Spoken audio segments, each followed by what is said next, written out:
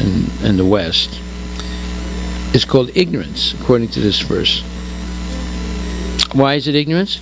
Because the end result of being educated in that knowledge leads to preoccupation with sense gratification in life. Eating, sleeping, mating, and defending. That's exactly what animals do. So how do we differentiate between an animal and a human being? Well, you can't if the human beings do exactly what the animals do. There's no difference between the two. So the preoccupation of the animals is eating, sleeping, mating, meaning sex, and defending themselves. And if human beings do the same thing, then they're not really human beings. They look like human beings, but they act like animals. Of course, human beings can have sex in a bed, and the animals have sex in the street or in nature. But is that a difference? It's not really a difference, because the end result is the same thing. They're having sex. So the question is, what differentiates a human being from an animal? Let's analyze that question. What do you think, Cody? The ability that human has to develop consciousness to control our senses. Well, animals are more controlled than we are. They act out of instinct. Instinct is the dictation of the supersoul. They have no sense of control. No control of sense. Well, they are controlled. More controlled than human beings. The animals only have sex at certain times, once or certain periods of the year. Sometimes it's once a year, sometimes twice a year. Human beings will have sex anytime.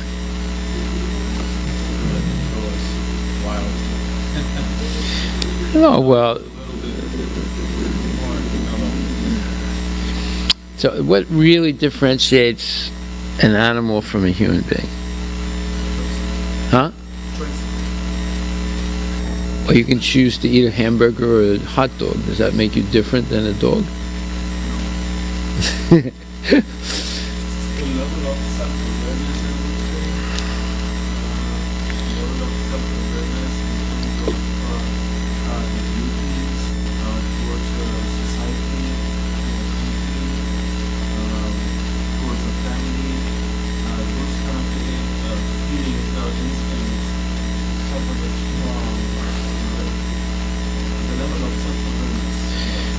Not, I mean, yes, not really.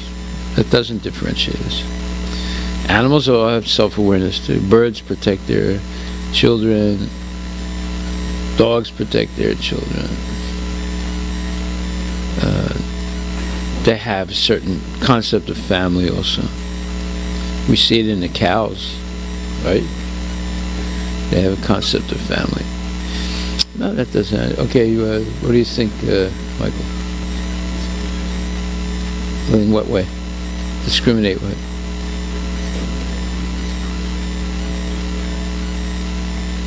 Well, animal discriminates also, don't they? If you give a pig a sweet, he won't eat it. You give it stool, it eats. It's discriminating. They discriminate more on how they get treated, more based on. Yeah, but the point is, they also have some power of discrimination. Okay, Prabhu, what do you think? Really? Come on, this is serious. How to differentiate between a human being and an animal? Well, a human being has the capacity to understand his or her relationship with God and act in that relationship. Like, do we let animals into the temple? Let's ask that question. Yeah, but they're supervised maybe once or twice a year. How about the rest? How about dogs? cats, snakes. No, why not?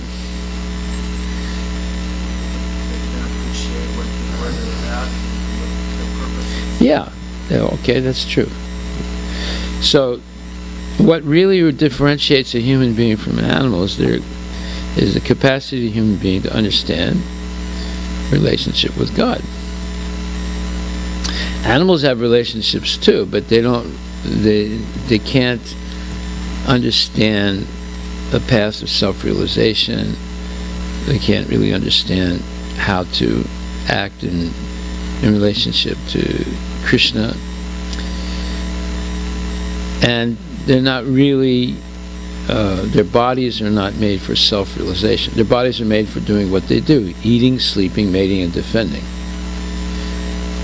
So if a human being only does those 4 things and doesn't make any serious attempt to understand what the purpose of life is and how to attain freedom from the cycle of birth, death, old age, and disease. Animals have no ability to understand that. They're baffled as far as birth, death, old age, and disease goes. And people who are like animals are also baffled. They don't understand that birth, death, old age, and disease is totally unnecessary. And suffering is completely unnecessary. But yet, they just go on suffering. Like, the best example is if you go to a slaughterhouse where they're slaughtering animals, like for example the sheep will continue placidly eating grass or grains right up to the point where it's their turn to get slaughtered, even though they see the other animals being slaughtered. I mean, they see it and it's a little disturbing, but they continue to eat. They don't realize the danger that they're in. Well, when it comes to their turn, then they try and get out, but it's too late by then. So a human being is much more perceptive also of suffering. And those human beings that have half a brain, they say, look, I don't want to suffer. I want to figure out how to get out of this suffering. The animal just puts up with it. Especially cows. Cows can suffer a tremendous amount of pain and not really complain too much about it. But ultimately, it's not a question of suffering. It's a question of understanding one's relationship with God. The animals' bodies limit them in understanding their relationship to God. If they have any realization of God, it's on the primary level called anamoya. There are 5 levels of consciousness or conscious awareness. One is anamoya, then pranamoya, manamoya, and vijnanamoya, and anandamoya.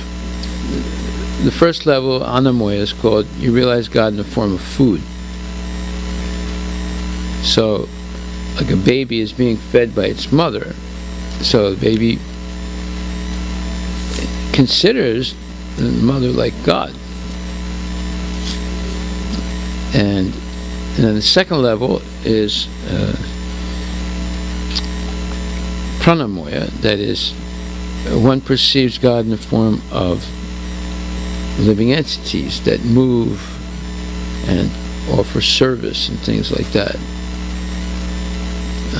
And then, like for example, there was one man in India during World War II. He made a lot of money by supplying certain raw materials to Nazi Germany. So he put Hitler on his altar with all the other devatas. So he actually worshipped Hitler because Hitler helped him become rich. You know. So one sees God as other living entities. And then the third level is the mental level, manamoya. One perceives God in the form of mental capacity. And then fourth level is anandamoya, vijnanamoya. One becomes aware of some aspects of God through knowledge. And then the ultimate state of consciousness is anandamaya. One feels transcendental ecstasy in the association of God. So the animals, their potential is anamaya, realizing God in the form of food. Well, there are people like that too. They think that, the goal of life is to eat well. You know anyone like that? So, that is one level of God realization, but this very low level. So, the differentiation between animals and men, or humans, is that human being has a capacity for self-realization. And as we said yesterday, there are 3 levels of this self-realization. One is understanding the difference between the body and the soul. And 2 is understanding the difference between the individual soul, like you and me, and the supreme individual soul, Paramatma, or Krishna. And then the 3rd level of realization is understanding that the Paramatma, the living entities, the material nature, different incarnations of God, all come from Krishna. He's the ultimate source of everything. So self-realization doesn't simply mean you understand yourself. Anyone cannot understand themselves in a vacuum. They can only understand themselves in relationship with others. If you were locked up in a black box with no light and no contact with the outside, and you were and in the dark, would you be able to figure out who you are? It'd be difficult. Very difficult. But in social intercourse, you can understand better who you are by the way you react to people, what you like, what you don't like, and so forth. So self-realization is never done in a vacuum. It has to be done in relationship with others. And the ultimate other is Krishna. If you try and understand yourself sitting in a bar and drinking liquor and talking to someone, will you understand anything about yourself? Very little. Nothing, actually. But if you are sitting in the temple and serving Krishna and listening to classes and engaging in devotional service, you will understand a lot about yourself, just like now we're trying to understand. So, therefore, these 20 points of knowledge are real values that one can cultivate in life. So what is knowledge, therefore? Knowledge is called jnana. Jnana is theoretical knowledge, and vijnana is learning how to use that theoretical knowledge in real situations. So it's jnana and vijnana. And knowledge is anything that helps you come closer to Krishna. So the first point of knowledge is humility. We have to first analyze a question: how did we end up in the material world where we're always limited, whereas our desires are unlimited? So the desires are a symptom of the soul. And the fact that we have unlimited desires shows that the soul is eternal. But right now the soul is being severely limited by the body.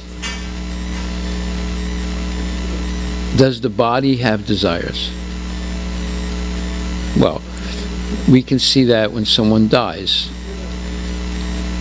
Does the body that's dead have any desires? No. So the fact that a person has desires and consciousness points to the soul that's temporarily residing in the body. And we know that the body is not the person, because the body is always changing, but the person always remains the seer of the changes. So there's a difference between the seer and the seen. And therefore, unless we figure out the difference between the body and the soul, we remain an animal. That means chained up in the cycle of birth and death, and going through the process of eating, sleeping, mating, and defending, eating, sleeping, mating, and defending, eating, sleeping, mating, and defending. Just repeating that over and over again every day. Right up to the point of death, where we're confused and we don't know what's going to happen next. So because people don't know what's going to happen next, due to overeating, oversleeping, overmating, overdefending, they make up philosophies to validate their ignorance. And that philosophy is, there's nothing after death, it's all over.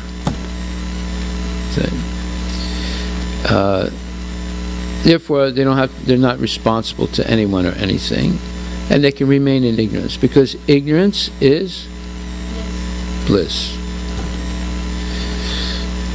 The two types of crazy people. I mean, there's two types of people that are always happy. One is the crazy guy, and the other is the devotee. Is there a difference between the two? Because they're both happy. What's the difference? Yes, very good. The devotee is happy because he has a knowledge to avoid the sources of misery. Because fools run in where angels fear to tread. So we see this. The fools are running into the baseball stadium or the football stadium. The fools are running into the casinos. The fools are running to the meat department in the supermarket and the wine department.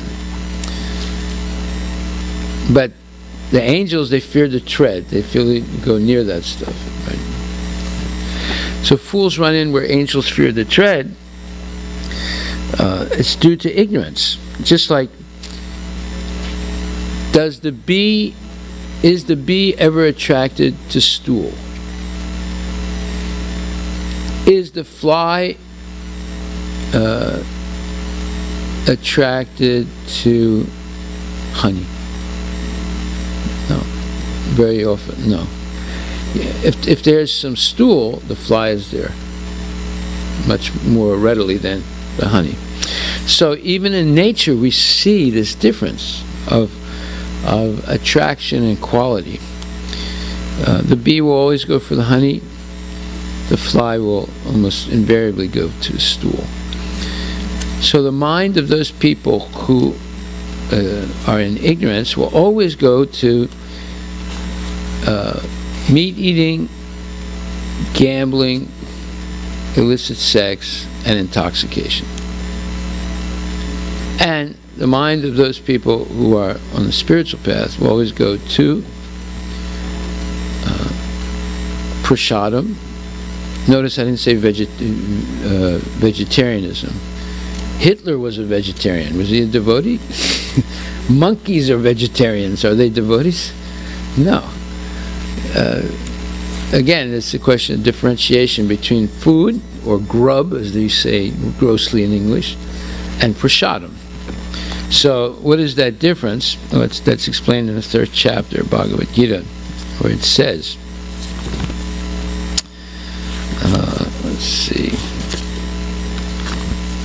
Yajnatat karmanonyatra. No, that's not that one. 13th verse, 2nd chapter. Yajna sistastina santa muchante sarvas. Yeah, muchante. Yeah.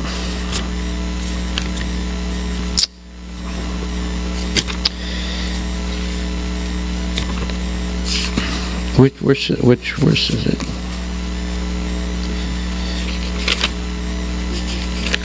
Yeah. Vichante sarvakilbasai bhujyate tritagam papa ye pachantyatmakarana. The devotees of the Lord are released from all kinds of sins because they eat food which is offered first for sacrifice. Others who prepare food for personal sense enjoyment rarely eat only sin. So, and Srila Prabhupada writes, the devotees of the Supreme Lord, or the persons who are in Krishna consciousness, are called santas, and they are always in love with the Lord, as it is described in the Brahma Samhita. Premanjana churita bhakti vilochanena, santak sadaiva hridayesu vilokayanti. The santas, being always in a compact of love with the Supreme Personality of Godhead, Govinda, the giver of all pleasures, or Mukunda, the giver of liberation, or Krishna, the all-attractive person, cannot accept anything without first offering it to the Supreme Person. Do animals offer their food before they eat? No. They just eat. Right. Do most people just eat? So is there a difference between an animal and most people? No. There are actually stark differences between people who act like animals and a devotee. But there's no difference between people who act like animals and animals. There's no difference in behavior. Like, for example, if some big guy has a big knife and walks toward the chicken, what does the chicken do? And runs away, right? So some big guy, bigger than you, Michael, walks toward you with a big knife. What do you do? Scream and run away. Scream and run away. So is there any difference between... No, there's no difference. So in the same way, it says here, devotees are always in love with the Supreme Lord, or Govinda, and they cannot accept anything without first offering it to the Supreme Person. Therefore, such devotees always perform yagyas. Yagyas means sacrifices in different modes of devotional service, such as shravanam. Shravanam means the sacrifice of hearing. What we're doing right now is the sacrifice of hearing. Rather than hearing about baseball, football, basketball, golf, ice hockey, whatever, we're hearing about Bhagavad Gita. Rather than hearing about the stock market, politics, the shopping station, this thing, that thing, we're listening to Bhagavad Gita. So this is called yagya, or a sacrifice of hearing. Then the sacrifice of repeating. Instead of repeating nonsensical things, we're repeating Bhagavad Gita. And then there's remembering. Instead of remembering the last time I went to Disneyland, we're remembering Bhagavad Gita, Krishna. So there's 9 types of sacrifice: Shravanam, Kirtanam, Vishnu Smaranam,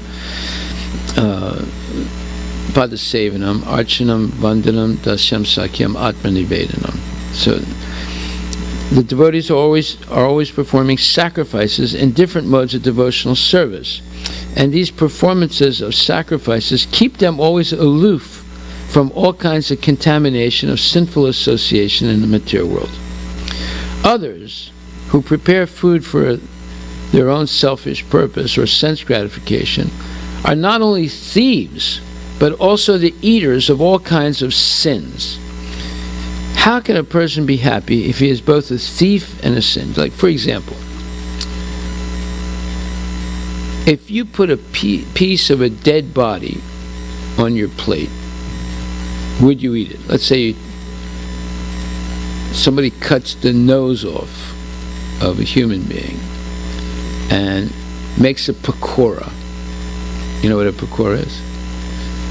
It's you take a dip of chickpea flour and spices, and you dip, the nose in that, and then you fry it, right? And then now you have, the fried pakora on your plate. Would you eat it? No. Well, how do you know it's somebody's nose? You don't really know, because it's covered by the dip, and then it's fried, so then the dip hardens on it, so you can't really see. Just it could be a broccoli or something, you don't know. Yeah. And if you eat it, and if it was nice and tender, and you eat it, say, "Well, that was pretty good." You see. So the point is that we become sinful by eating body parts of dead animals. Doesn't that make sense? Does it sound as if a person is civilized by eating the dead body parts, like a wing or a breast or a leg, or a tongue or an ear? Huh? Sounds like a demon. Yeah, it sounds like a demon. Demons who eat meat. So that's why one becomes sinful and a thief. And a thief. You see what Prabhupada says. How can a person be happy if he is both a thief and sinful? It is not possible. Therefore, in order for people to become happy in all respects, they must be taught to perform the easy process of Sankirtan Yagya, the sacrifice of Sankirtan. What is sacrifice of Sankirtan? Chanting the holy name of the Lord. Just like during the election cycle, Donald J. Trump was doing these rallies, right?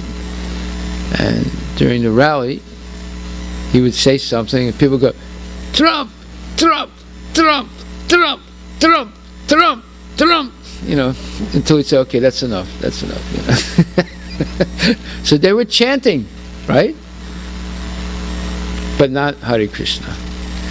So the easy process of yagya is not to chant Trump, but to chant Hare Krishna, Krishna Krishna, Hare Hare, Hare Rama, Rama Rama, Hare. In full Krishna consciousness, understanding that this is Krishna's name. And then it says, otherwise, there can be no peace or happiness in the world. Wait a minute. Isn't that what people want? Peace and happiness? Prabhupada is saying that there cannot be any peace and happiness in this world unless people take up the Sankirtan Yagya, the process of sacrificing. The use of the tongue, what is the sacrifice? You give up saying Trump, and you start saying Hare Krishna, Krishna Krishna, Hare Hare, Hare Rama, Rama Rama, Hare Hare. Yes. Otherwise, there can be no peace or happiness in the world. Okay, so we discussed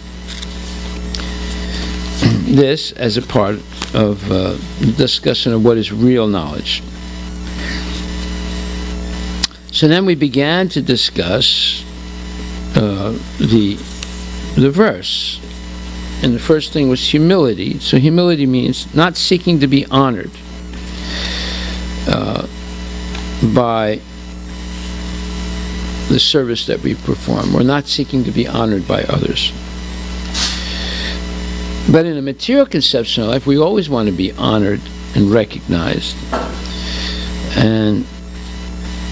But how can you honor a person who's actually living like an animal? It's not possible. Like right now, there are many Democrats that are displeased with Obama. Why? Because he's living like a rich man after he stopped being president. He's going on trips all over the world, associating with rich people, getting big honorariums for talking some nonsense speech. And people say, wait a minute, we thought he was one of us, but he's not. He's one of them, those rich guys, flying around, enjoying life while we're, our wages are going down. We're losing our jobs and so forth. So, you see, it's the leaders of society have to be exemplary. Just like Lord Ramachandra, he was an exemplary person. He always lived very simply, even though he's king of the whole world. He lived very, very simply.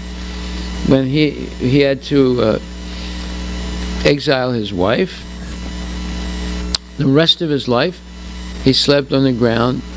He lived just like he was living while he was searching India and searching all the jungles and wild places of India for his wife. He lived, even though he was the king, he did not do like kings do today. They stuff their pockets with other people's money and they exploit people. He didn't do that. And people loved him because of that. So real leaders of society have to be exemplary in their life. Like, for example, the Emperor Ashoka. He was the king of all of India 2,500 years ago. But he decided to become a bhikshu, a mendicant monk. And he gave up being king and started walking around India and begging for food and teaching people by his example the path of ahimsa. Well, this seized the consciousness of almost everybody in India, and all of India converted to Buddhism. Did you know that? 2,500 years ago, almost all of India converted to Buddhism. Because of Emperor Ashoka's example, of course, because of Buddha also, who was also an Indian, born in India, right? But the example of Buddha, and then later on of King Ashoka, convinced almost all the population of India to become Buddhists.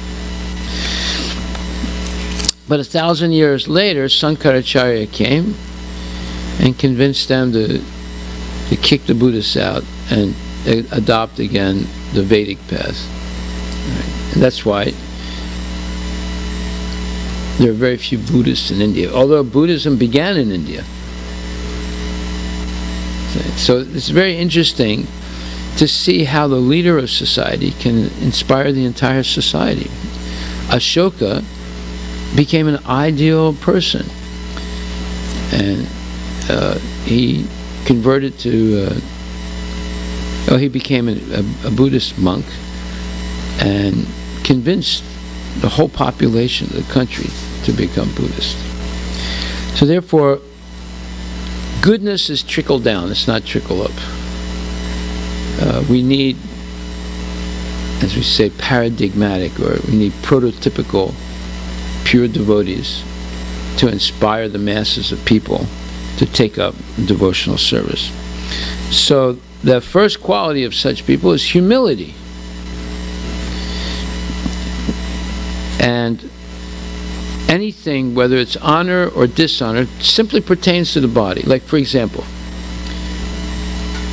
if I hit you, would you feel it? Yeah. If I insult you, do you feel it? You do? But when I hit you, you know it hurts. What hurts if I insult you? My ego. But is that you? Is that the real ego or the false ego? So it's not a real thing. So you're not really hurt. You're only hurt because you're identifying with the body. This one time I saw this lady who was driving a really nice car, and her mother was in the car with her, and some hippie in a rainbow-colored VW Volkswagen van ran into her, and he steps out of his van. He's got real long hair, and he's let's say he was decoratively unwashed. And the lady comes out and said, "What the heck did you do? This is my new car. I just came out of the BMW dealership, and give me your insurance." He said, "Hey, dude, I don't have any insurance." I said, "What?" She went crazy. Started screaming, and became hysterical. Now, all the time, other people were there, and they said, lady, your mother," the mother got a little bit hurt, in the accident. She had completely forgotten about her mother. She was so concerned about her brand new car. Of course, she has insurance, right? She had what is it? No default insurance? Is that what it's called? I'm not sure what this is. Okay. But this is not a fault. It's not, but what's the maximum coverage they can get? Maximum is depends on the person what coverage they have taken in the purchase. I don't know, but isn't there something called no fault insurance? That is not as much. Oh, okay. Yeah, I think they have it in Pennsylvania. No fault insurance means, it doesn't matter the other guy doesn't have insurance or anything. You're going to be compensated, but it costs more money. Okay. Even though she had no fault insurance, right? Still, she forgets about her mother. She's only concerned about the car, right? And she goes nuts because the hippie says he doesn't have insurance. You see.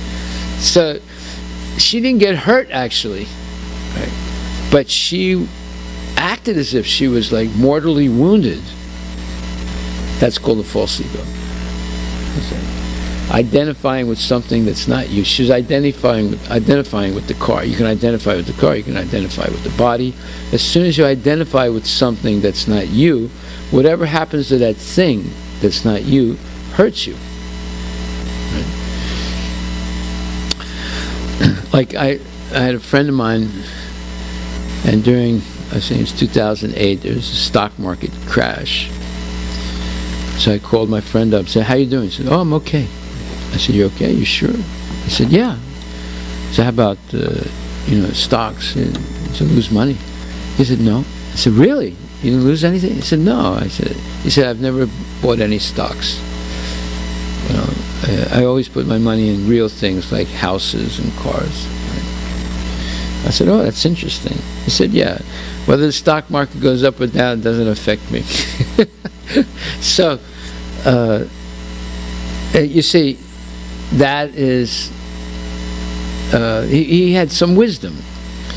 He only invested in things that are real, right? So he said, I have a fixed income, but I own my house, I don't have a credit card, I only buy things in cash, and therefore I'm not hurt by the stock market going up and down. On the other hand, there was this one farmer in India. For 30 years he sold hira, cucumber, 50 paisa a pound, a kilo. 50 paisa, how much is 50 paisa? Yeah, it's hardly anything, right? One day he comes to the market, he jacks the price up to 5 rupees. And people say, "Hey, what's going on? The last 30 years you've been selling at 50 paisa, now you're selling at 5 rupees. What's happening?" He said, the dollar went up. Now, is his life affected by the dollar going up? No. He doesn't have a tractor. He just uses cow dung for, fertilizer. He collects his own seeds, right? His life is not impacted with the dollar, but he learned the trick. He learned the trick of inflation, right? So because the dollar went up, he jacked the price up $5. You see how artificial things are in life. Actually, it costs him the same amount of money. If he's selling 1 kilo for 50 paisa, that means it's costing him, 10 paisa to produce 1 kilo of cucumber, right? But he learned this inflation trick because the dollar went up. He raised the price. On the other hand, this friend of mine, even though the stock market crashed, it didn't hurt him because if he earns $1, he only spends 25 cents, and he pays everything cash. He doesn't buy anything on credit. Right? So we see that there's a certain wisdom of being humble, living within your means, not being affected by your neighbor buying a new Tesla, and not seeking to be honored by the service that you do. Then we spoke about nonviolence, and as we said yesterday, every word that we know has a false definition to it. Usually we think nonviolence, you don't hit anyone, but Prabhupada defines nonviolence to be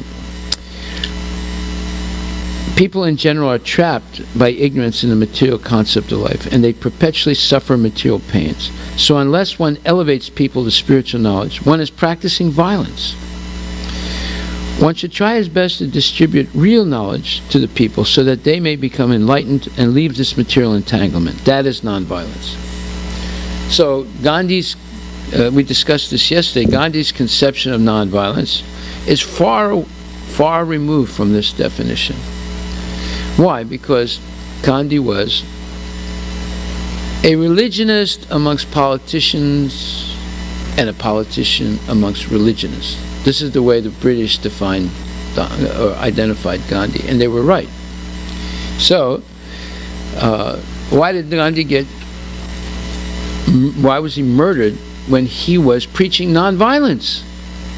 Why was Martin Luther King murdered, assassinated, when he also was teaching nonviolence, and he considered himself a person who was seriously impacted or influenced by Gandhi? Because both Gandhi and Martin Luther King used nonviolence as a political tool, as a political strategy. What does politics mean? Huh? What is politics? Politics means defining friends and enemies. Therefore, just like, Democrats say, Republican bad, Democrat good. Republicans say, Democrat bad, Republican good. That's politics. You define an enemy and you beat them to death with insults and fake news or whatever. However, Lord Chaitanya also followed the path of nonviolence, but according to this definition given here. Therefore, he was not assassinated. Why? Because he didn't use nonviolence, this phony nonviolence, as a political tool. He followed real nonviolence. That is, seeing the suffering of people, he gave real knowledge of spiritual life so that they could end all suffering. And that's exactly what Krishna says. He says, Idam tu te guyatamam pravaksyam yanasuyave jnanam vijnanam sayitam yadva moksayasi subat. 9th chapter, first verse, where he says that, O Arjuna, Idam tu te guyatamam, I'm explaining to you now this most secret of all secrets. Why? Because you're not envious of me. You're anasuya. You're not envious of me. And this confidential knowledge and realization is what I'm going to explain to you. Knowing this, you'll be relieved of all the miseries of material existence. So therefore, suffering in the material world is unnecessary. It's not inherent in the soul to suffer. The soul doesn't suffer. It's eternal. It doesn't experience birth, death, old age, disease. But when a person mistakenly identifies with the body, just like that lady who mistakenly identified with a brand new BMW, whatever happened to BMW affected her. To such a degree, she forgot about her mother, who was injured. Right? And in the same way, as long as we entertain the false ego, the root of the false ego is identifying with the body. It's called, in Sanskrit, it's called ahankar. But the real identification should be with the soul in the body. That's called aham brahmasmi. And there are two souls in the body, not just one soul.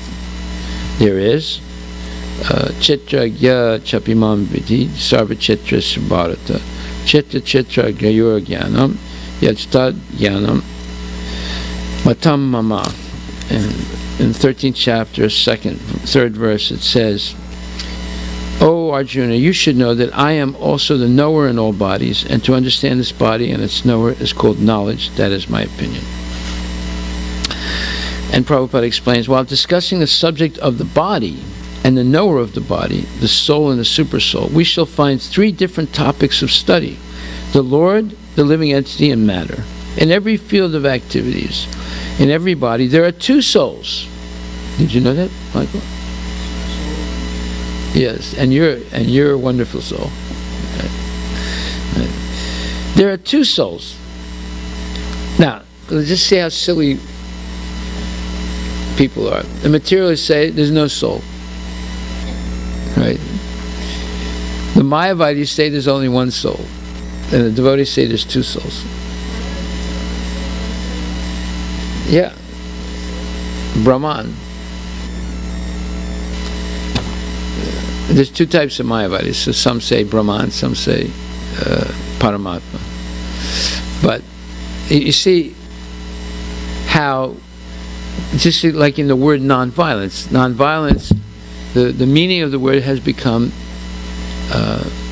has suffered the process of pejoration, or it's become pejorative. Pejorative means it's declined. The meaning, the value of the meaning has declined over time. Until we come to Gandhi's definition of it, which is, no violence. But that's not the meaning of nonviolence. Nonviolence means not to let people suffer because of ignorance. To do everything possible to educate people to rise above ignorance, which is the cause of their unnecessary suffering. Like one time I saw really a person who had taken LSD, a very powerful drug, and they put their hand on an electric hot plate that was burning hot, and they didn't move it for over 30 seconds until the hand started smoking, and then finally they just slowly took it off. That person had to be taken to the hospital. He had third-degree burns. But he was so drugged that he didn't notice the pain right away. It took him about 30 seconds to slowly take his hand off, and then it was smoking, and then he started to realize, what he had done. So that is called ignorance. Just like people buy cigarettes, and they, it's just like my sister-in-law. She had emphysema. Emphysema is a wonderful disease. You get it from smoking, right? So it basically destroys your lungs. So for like 30 years she couldn't move without a oxygen tank. So this is years ago. Nowadays they have small oxygen tanks. But there was a big, heavy oxygen tank. She couldn't go anywhere without the oxygen tank. Whenever you see these people that have two tubes going into their nostril, they're walking down the street, they have an oxygen tank. Without that, they'll die because their lungs have been ruined. Okay? So she had to always walk around, her husband and my brother had to, wheel the oxygen tank wherever they went, put it in the car, and so she was a smoker. So one day I asked her, I said, what got you smoking? How come you smoke so much? She said, oh, well, one day during World War II, I went to the movies and I saw Humphrey Bogart smoking a cigarette. He was like this. He had it in the side of his mouth. And he said, like that. She said, I thought it was so cool. I started to smoke. I said, and result, 30 years, 40 years later, she had emphysema the rest of her life. So that's called ignorance. Yeah. Yeah. Yeah. And that was just extra. What were you going to say?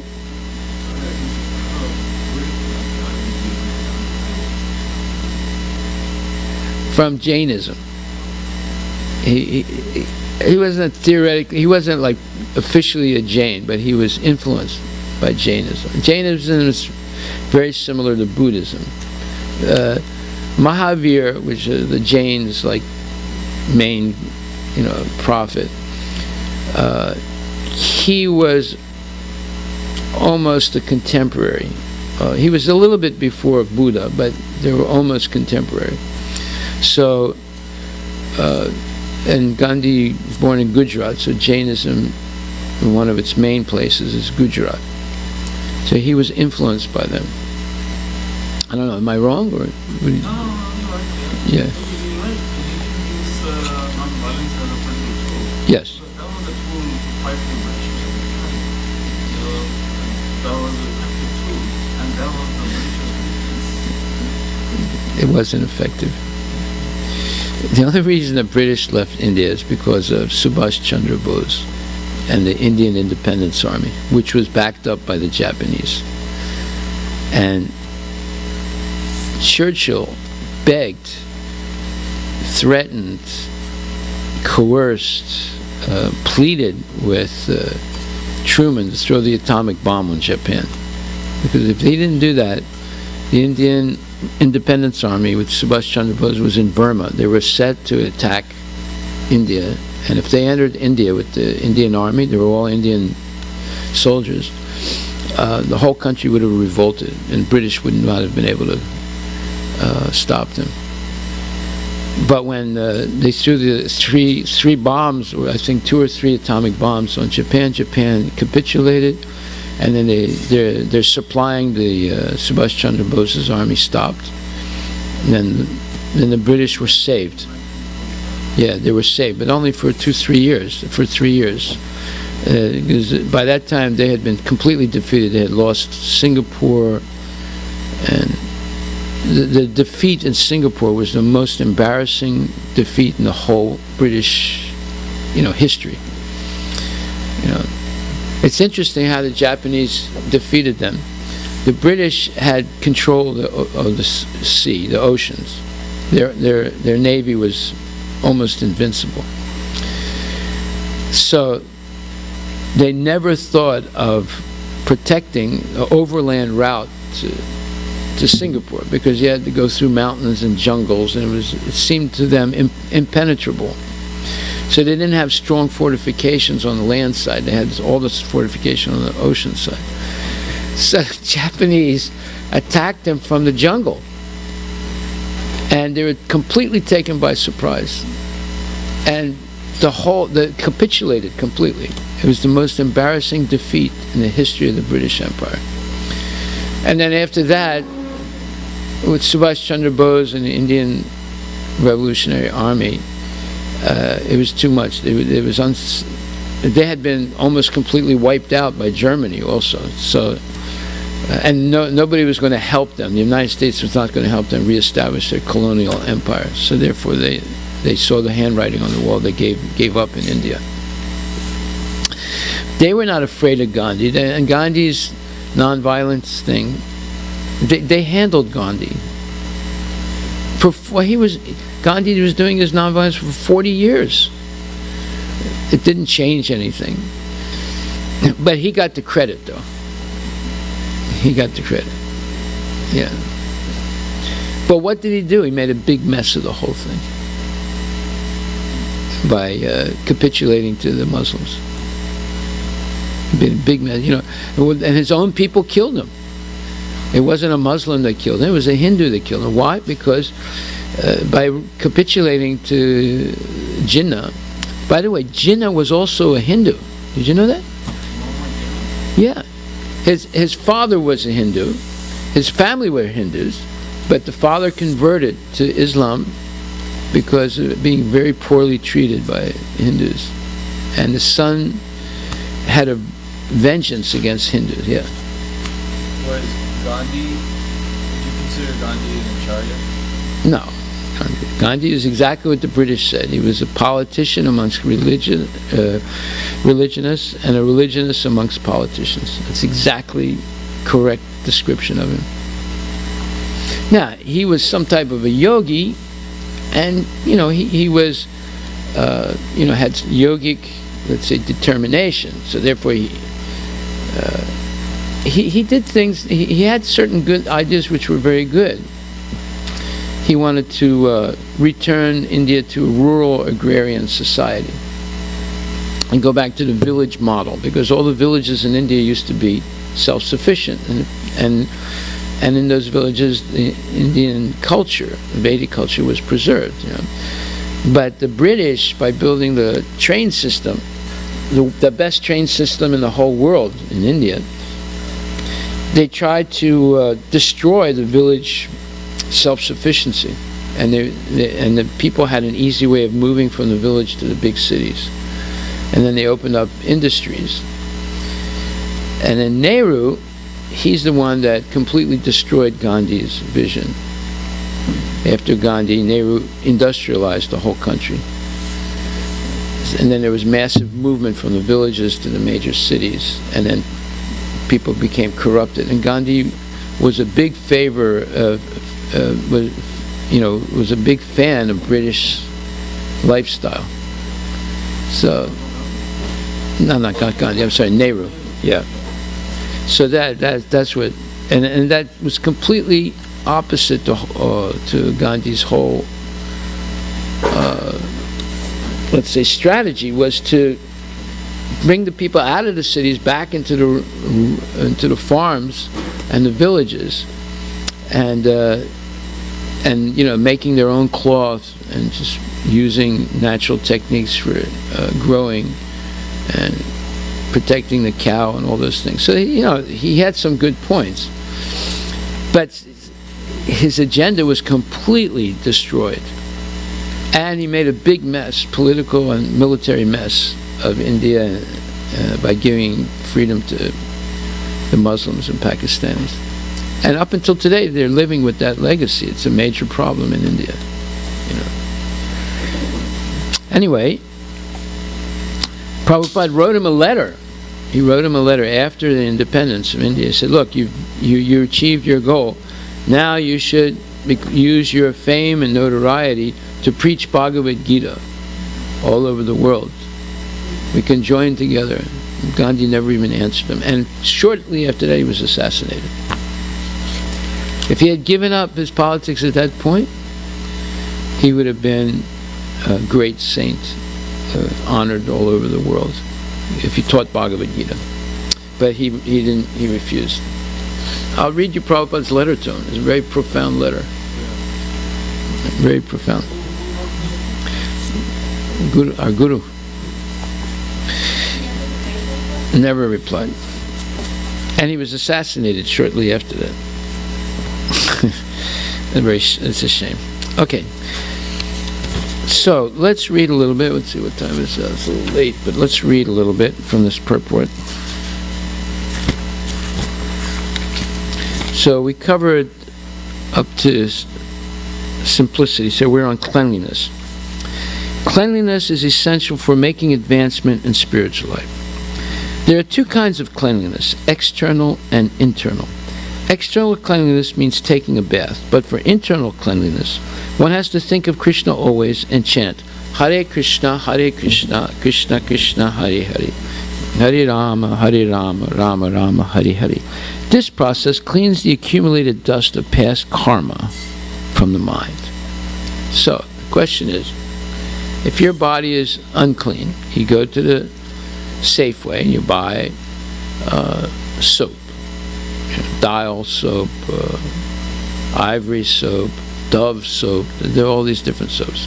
And then you wet your body, you wet the soap, you rub it on your body, and the soap will emulsify the dirt, and then you rinse it away, your body is clean.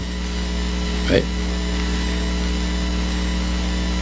Does Safeway sell a soap for a dirty mind? No, they don't have that, right? They don't. No, alcohol. You know what alcohol does to the mind? I'm going to tell you right now. What does an electric surge do to a light bulb? You know?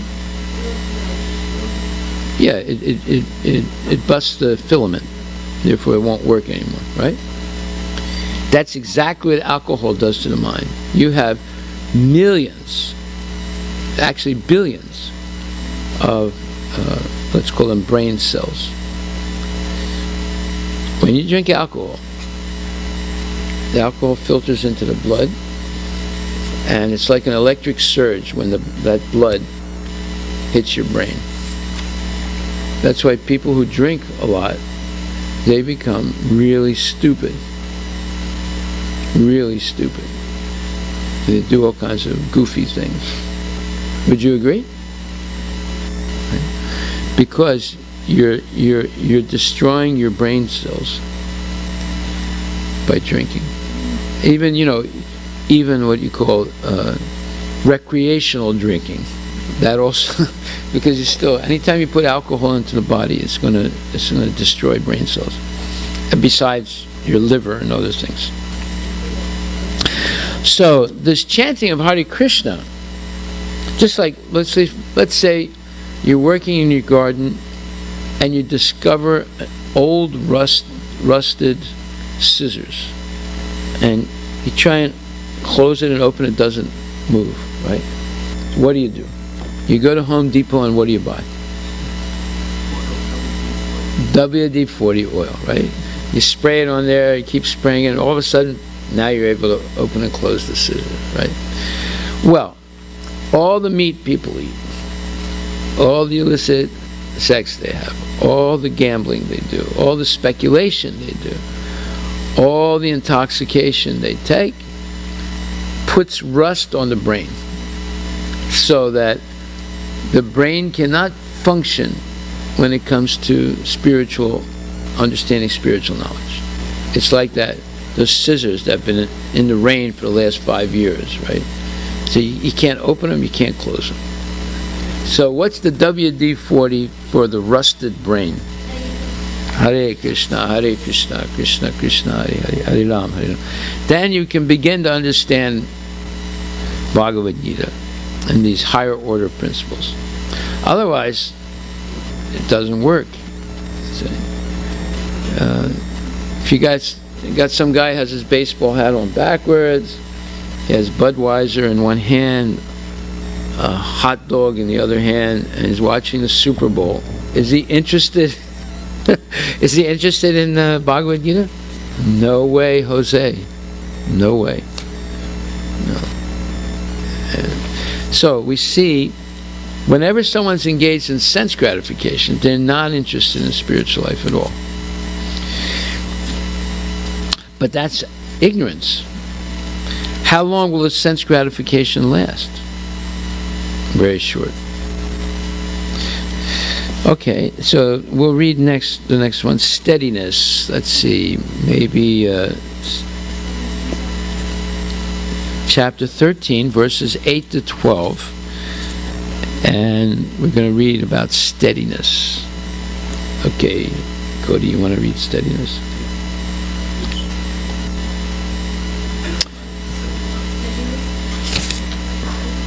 One, 2, 3, 4, 5, 6, 7. Yeah. Steadiness means that one should be very determined to make progress in spiritual life. Without such determination, one cannot make tangible progress. And self-control means that one should not accept anything which is detrimental to the path of spiritual progress. One should become accustomed to this and reject anything which is against the path of spiritual progress. This is real renunciation. The senses are so strong that they are always anxious to have sense gratification. One should not cater to these demands, which are not necessary. The senses should only be gratified to keep the body fit so that one can discharge his duty in advancing in spiritual life. The most important and uncontrollable sense is the tongue. If one can control the tongue, then there is every possibility of controlling the other senses. The function of the tongue is to taste and to vibrate.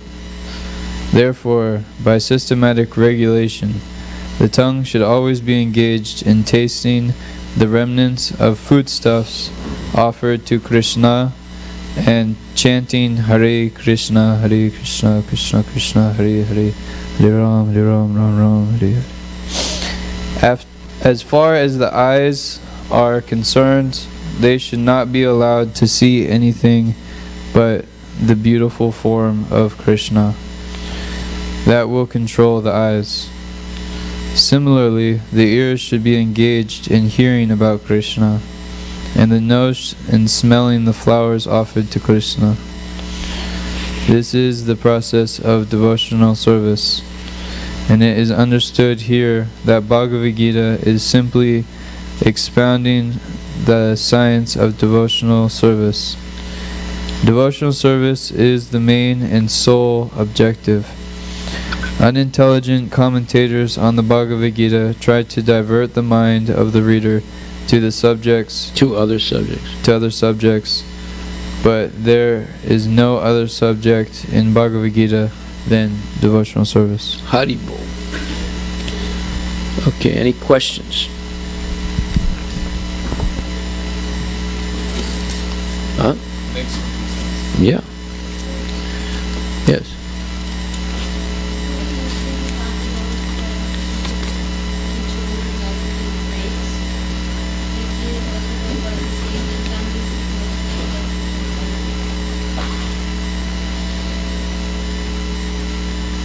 Yeah, so you control it by taking only Krishna Prasadam.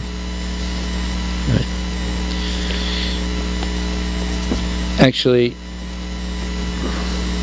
more people have died by overeating than undereating. Right. So, how can you control your appetite? Well, you control it, number one, by eating only Krishna Prasadam. And if you only offer Krishna highly nutritious things, then you eat less. It's by eating junk food that you eat more, because even after eating a lot of junk food, you don't feel full. You still desire to eat more. So by eating highly nutritious food, nutrient-rich food. So what is nutrient-rich food? Food that has not been overcooked.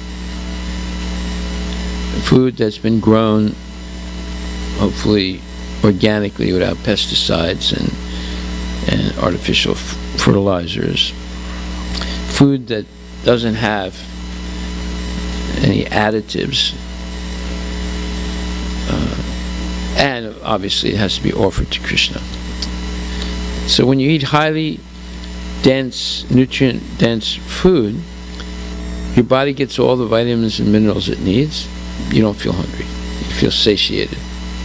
It's when you eat junk food that's denatured of vitamins and minerals, then even though you eat a lot, you still feel hungry. And the other thing is, you should only eat at the same time every day, with at least 4 hours interval between meals. And the other thing is, you should not eat at night. You should eat before the sunset. Of course, sun's setting at 10 o'clock now, so you shouldn't eat more past 6 o'clock at night. So if you follow these simple rules, you eat only prasadam, of course, then you won't eat too much, but your body will have everything it needs, and because of that you have more physical and mental acuity, physical strength, mental acuity, or sharpness. By overeating, your mind becomes dull, you feel tired all the time, and you become restless. You won't feel comfortable in your body. Okay, so let's read the next one. We still have more time. Who's going to read? False ego, yeah.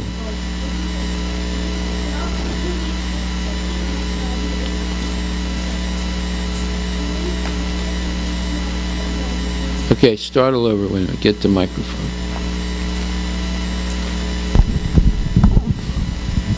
False ego means accepting this body as oneself. When one understands that he is not his body and his spirit soul, he comes to his real ego. Ego is there.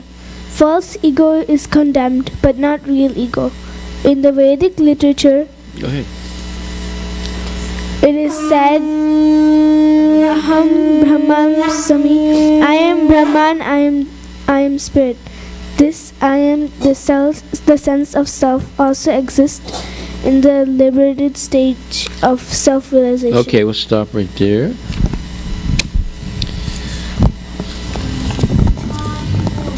Haribo.